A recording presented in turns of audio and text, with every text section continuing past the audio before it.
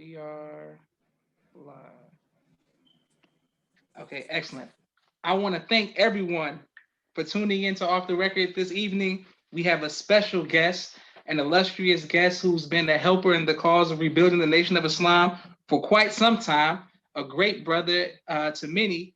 I'm introducing you to the rest of you. You already know him, Student Minister Abdul Qadir Muhammad from the Mid-Atlantic Regional Minister. Assalamu alaikum, Brother Minister. Walaikum salam, Brother Joshua. Yes, sir. Brother Minister, I would like to first ask you, when did you join the Nation of Islam? I joined the Nation of Islam July 2nd, 1973 is when I received my ex. 1973, okay, yes, sir. And Brother Minister, may I ask, why did you join the Nation of Islam? Well, at that time, like it is today, was nothing else in the streets where I come up at, where we had something, let's say, to do. And at that time, the drug life, of course, what I experienced was just, a dead end for me. So I decided to just give the brothers a chance. They came by always trying to fish us to the mosque. One day I decided to get in the car and go to the mosque. Okay, yes, sir. And where was this? This was in Plainfield, New Jersey. Plainfield, New Jersey. Yes, sir.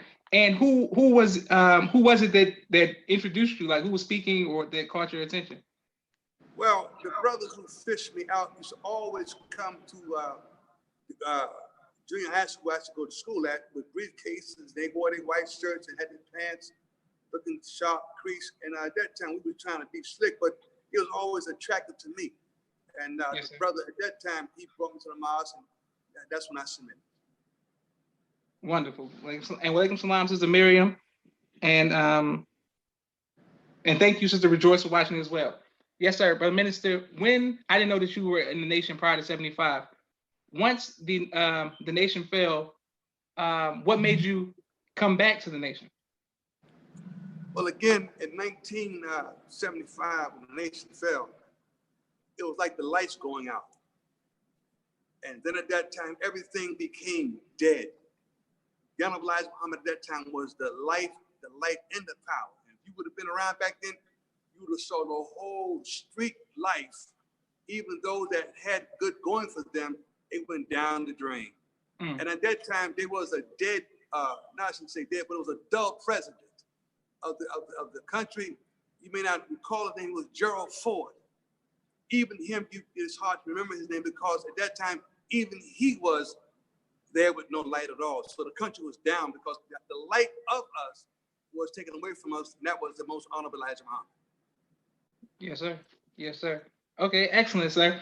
Now, Brother Minister, what did you, how did you become a minister? Well, when I first got started, I was asked to start a study group in rebuilding the effort with Minister Farrakhans. And I was asked by a brother at that time, Brother Linward X, who is now a former minister, Minister Abdul Qadir Muhammad, asked me to start a study group where I lived at, and that was in East Orange, New Jersey, on 10 Summit Street. And I started there, and I became a study group coordinator. And from there, I began to grow quickly because I had some experience with the past Nation of Islam. And from there, we started out with 2 people. I was told if I just found one like myself, Brother Bernard Kushman at that time, who is known now today as Jibril Muhammad, said, just go find one like yourself. And I did that. And he met the brother. He said, now you 2 go find another copy like yourselves. So 1 got 2, 2 got 4, 4 got 8, and it's kept building. Within no time, we had 61 people coming to my living room on a Sunday. And from that point, walking with Minister Farrakhan, he asked me one day, brother at that time was Anthony, what would you like to become helping me with this work? Either a captain or a student minister, a student captain or either a student minister, and I chose the student minister. Yes, sir. Okay, excellent. And what was it like you meeting the Most Honorable Minister Farrakhan for the first time? Well, it was a blessing to ride with him in the car. We met really here in Washington, D.C. I think it was August the 28th or somewhere around that time. of 1979. It was my first time. I met him at the Howard Inn, where brother at that time, Minister Linwood or brother Abdul Qadir, brother Abdul Qadir Muhammad brought me here in Washington to meet him. We drove back in the car, back to New Jersey. I had time to ride with him in the car and ask many questions I'd like to ask him about on the rebuilding effort. Excellent. Yes, sir. And how, when did you get your holy name and what was the circumstances of that? Oh, brother, that's a question. That's a good question. Well, one day I was in Buffalo, New York, and I came up to assist the believers there with Minister Farrakhans' visit. And I was taking my jacket off, my overcoat, and hanging on the back of a door. And then he said, brother, I have a name for you. I didn't know who he was talking about. And as I turned around, the brother said, talking to you, brother, at that time, Anthony. I said, me? He said, yes, sir. But it didn't take place at that time. It took place about maybe 2 years later. I waited patiently. I didn't ask anything else about it. And then it was on a Savior's Day we had in Chicago. I believe it was the day after Savior's Day. It was 88, either 89, when he called me up front with those at the Founding Call building and told me what my name was. And at that time, I received my name then from him. Praise be to God. Yes, sir. Yes, sir. Thank you, sir. And thank you for your sacrifice and the sacrifice of your family as well. Yes, sir. Now, Brother Minister, since you've been with the Most High Minister Farrakhan in the nation as the minister, someone who's out front, was there ever a time that you feared for your life or that you felt that you received death threats that you had to overcome? Yes, sir. The fear wasn't there. Well, when we first got started, we was attacked plenty of times. I was at work, I was working in New York City. Some brothers came to my home, kicked the door in with my wife, my daughter there. But as you know, the story goes, we caught up with them and we washed the dishes. You know, but that was one time, and one time we was on Market and Broad Street. We had some dealings with some brothers then. They tried to shut us down. I parked my car in the backyard. There was 4 of us in the car. We shook hands, and that I said, we'll see each other tomorrow. I haven't seen them three brothers since. They all left and they ran, but I was by myself. I didn't stop.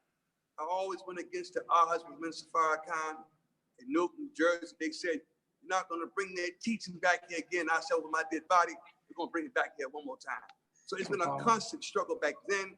We kept on working and hard to help the minister. And at that time, we should ride the bus to 24 to 21 from East Orange, New Jersey, downtown to Newark, to catch the train over to New York City. The minister, he always would tell us, you cannot start this again.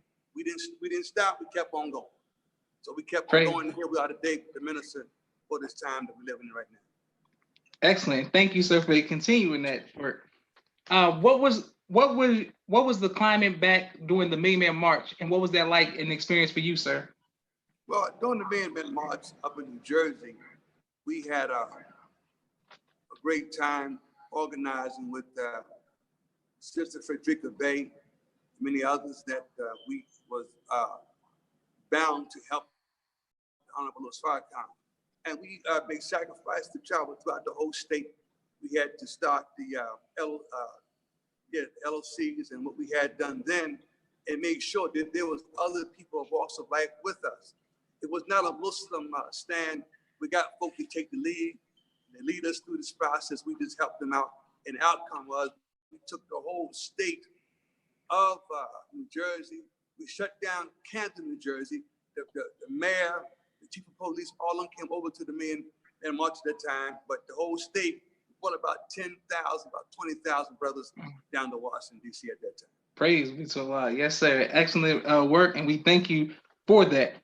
Yes, sir. What has been the greatest joy that you have had in your tenure as being a minister, sir? The greatest joy is so many joys that I can tell you about. Every moment is full of joy. Right now, Ramadan, we just broke our Ramadan fast, had a nice cup of coffee. That's the joy for me also. But to receive my name for Honorable Farrakhan, that was a very, very joyous occasion. To travel with him to Africa, twice on this very, very joyous occasion to Accra, Ghana. And there's many more exciting adventures that always cater it to be a joy to stand and walk with the Honorable Minister Louis Farrakhan. So there's many stories I can talk about, but those two come to my mind real quick. Excellent. Yes, sir. And thank you all for your questions. And I will ask the minister in 1 second. Just thank you for that. I want to first thank the people who sponsored this podcast. ABC, I Love Me, my sister's book that is on Amazon. My children's book, Cleopatra, which is on Amazon as well. And Politically Oppressed, thank you for your street premiere sponsorship. Brother Minister, what has been your greatest trial as a minister, and how did you overcome that? Well, it was a test for me. I didn't know whether or not my wife would make it. We had my fourth, at that time, child, son today. He's living, he has 3 children. I didn't know that cesarean birth was very serious. And that, you know, you cannot go past 3 births, I was told at that time. So this was her 4th time having this birth, the way the process is set up, by having birth the way they do when a person or a woman is in danger of having to have a natural birth. So this is during the time when Mayor Wilson Good was being elected in Philadelphia. I had a chance to talk to the minister there, and my wife was 3 months pregnant at that time. And he said, "Don't worry about it, brother. Go ahead on and have this child. The child will be okay." And so when she had my son, Ibnaja, who was at Columbus Hospital on 13th Street, Newark, New Jersey, the doctor came downstairs, took me in the hallway. He had on all his knit or the plastic that they wear on their shoes. His face was covered. He said, "Come in the hallway. I want to tell you something." I said, "Now what happened?" He said, "You have a son. We got him out. He's okay." He said, "But who do you know?" I said, "What are you talking about?" He said, "Something came through my hands. It took me and another doctor to put your wife back together properly." He said, "But you know somebody prayed for you." And at that time, I knew the minister had prayed for my wife and myself and my son, and that was an extreme blessing. So I go upstairs to see my wife. Most of the time, when they have the baby or children, they'd be in great pain. My wife was sitting up in the bed, brushing her teeth. She said, "What's wrong with you?" I had to duck and leave. I didn't want to see me with tears coming to my eyes, but I had left. So that was one of the hardest trials. I had to come up and come over because I thought at that time I was going to lose her and the new birth, which is my son today, Ibnaja Muhammad. Wow. Praise be to Allah. And I'm glad that Allah blessed you and your family to make it through that. Yes, sir. Excellent. And thank you all for your comments. Here, I have a question for you, Brother Minister. Yes. What do you see for the brothers? Okay, 1 second. Oh, yes, sir. Sister Tamisha says, "Is there any advice that the minister gave you that you would like to share with us?" Well, it's so much I can think of. Let me see something that's for today. Well, let me say this from my heart that I received so much from him. We can't turn back now on the Honorable Minister Louis Farrakhan. Yes, sir. He has given us his life for all of these years that we have been with him. I recall the days when I was young, when I first started with him, when I was 23 years old. Now I'm 63. But we cannot stop and take a break at no point in time. It's to a point now where when he makes his departure to go meet with the Father, his Father, the Honorable, Most Honorable Elijah Muhammad, what will we do to continue this nation? We can't stop. We got to pass the baton off to the younger brothers and sisters, the Joshua generation. And they can't get it and stop after that. This is a nation. We're not playing games, we're not playing tag, and you're rich, you can't catch me. No, this is a very, very serious step. And we are going to let the government know, and all of those that are watching us now, even with the Facebook stand that they try to ban the minister. They can't ban us. Farrakhan is everywhere. It ain't Farrakhan would never die. Yes, sir. 500, 5,000, 5 million Farrakhans. We're on our way to redeem our nation. And that's called the process of resurrection. So we can't stop. We must continue to help him, to help our brothers and sisters to resurrect them from the mentally state of being dead the way they are, from the spiritual state, from the moral state. We must keep working. We cannot stop. So the believers must know this, that the Final Call newspaper is so true. The main focus of our work is that we're in people's business. They must come to the mosque. And at that time, we must have something for them to do and put them right to work. The same way happened to me. I can't stop. So at this point now, if I stop, I must find something for me to do because this is my life. I can't turn around and go back.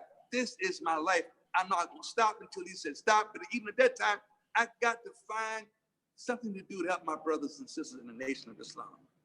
Praise be to Allah. Yes, sir. Thank you. And thank you for your question, Sister Misha. And thank you all for watching. Brother Minister, on a lighter note, what do you do for fun, sir? Say that again. What do you do for fun? Oh, what I do for fun? That's a hard question.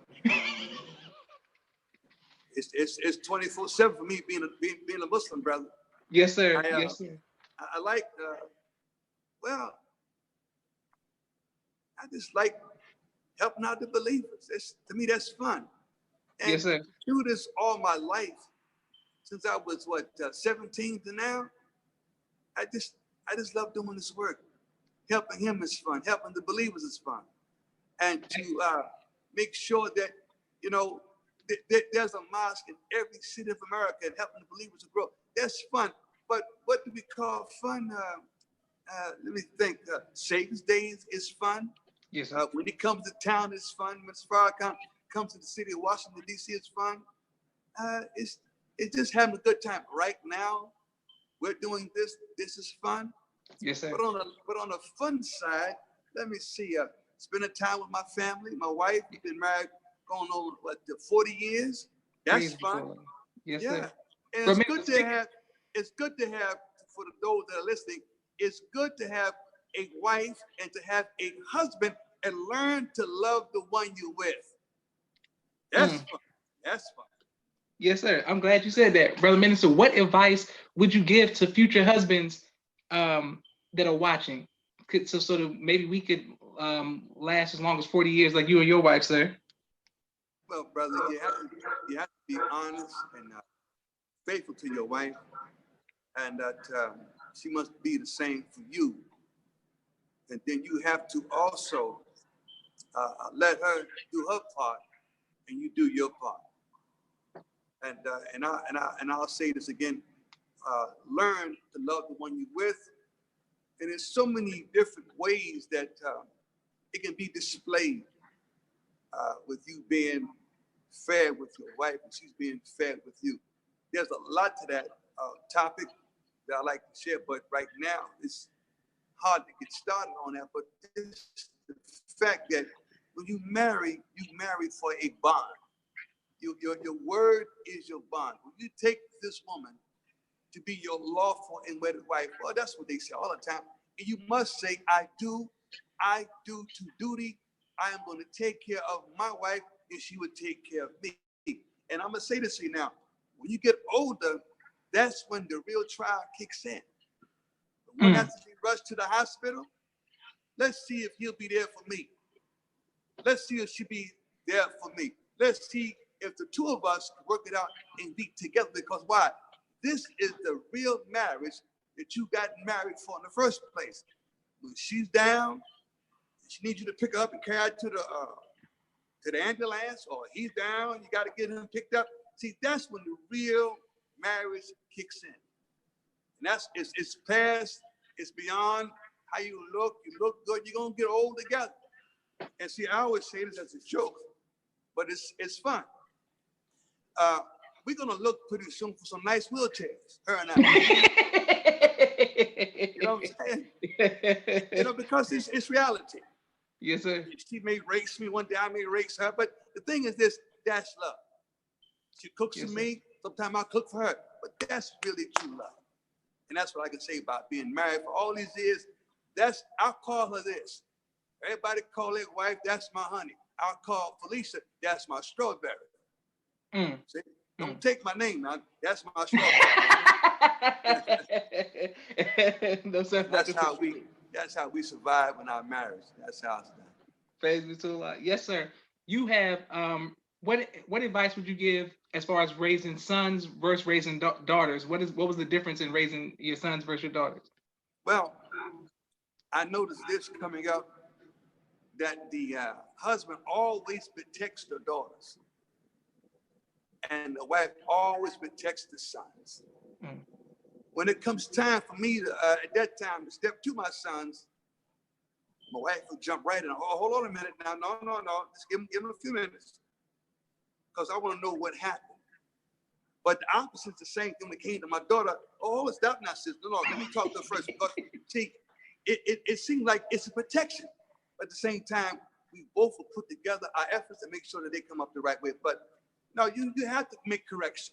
You have to make, because you don't, you're allowing Satan to come inside the house and interfere.